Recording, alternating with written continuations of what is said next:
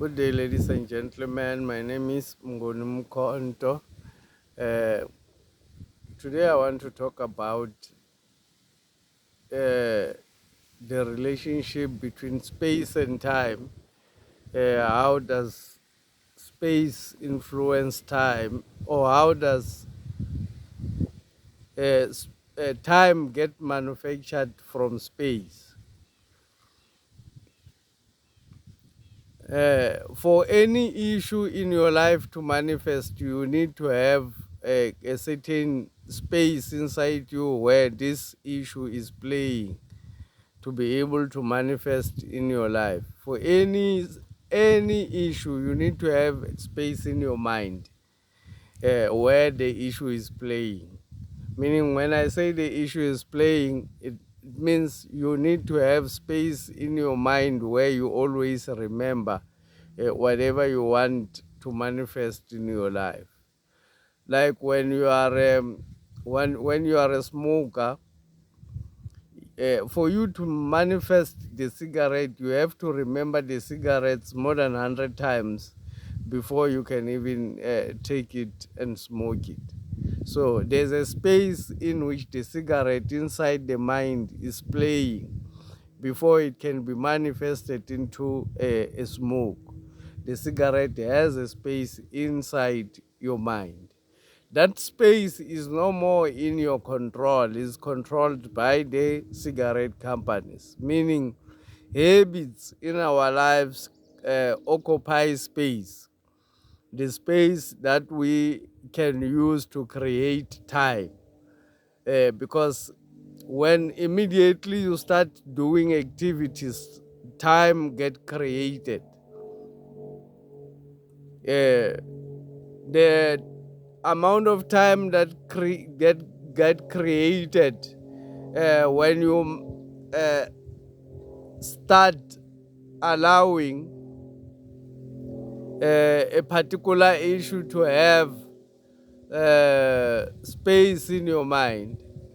Most of the time, there are issues that have been allocated space in our minds, but these issues are not beneficial to us.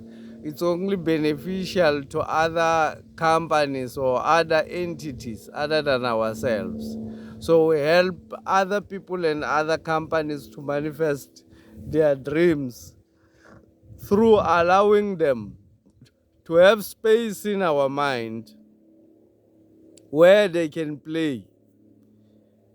For you to go and drink the alcohol, there should be a space in your mind where you remember alcohol. That space is no more owned by you, it's owned by the alcohol company. They will always remind you so that you can go and have whatever habit that you have. You can go and... So if you eliminate the habits, once you kill one habit which is useless for your life, like maybe smoking, like maybe drinking alcohol, once you kill a habit, you create more space in your mind to be able to manifest what you want, because that space that you now have, you can input your own issues that you want to see or to manifest in your life. Other than you can consciously input things that you want to manifest in your life in the space that was created by dumping some useless habit. When your day is occupied by useless habits, when I say useless habits, it means habits that does not necessarily serve you, that does not help you create money or does not help you to become a better person. So when your day is occupied by such habits, um, then you don't have space for the habits that you would give you progress. For instance, if you've got a habit of smoking nyaope, you will not have space to do business. You will not have the space in your mind to attend tender briefings, because you've got another habit which is contradictory to the habit that is supposed to create or help you manifest what you want in your life. So habits are what occupy space in our minds.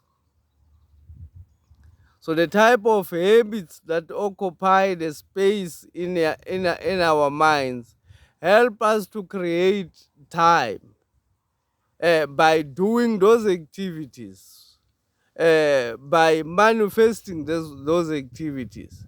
So any issue that you want to manifest or anything that you want to manifest in your life, you need to allow it to have space in your mind, meaning you have to remember the issue as many times as possible for it to be able to manifest in your life. So if you have space, then you will be able to create activities that may be beneficial to yourself, other than unconsciously living, allowing habits to just take you throughout the day without exactly benefiting from your actions.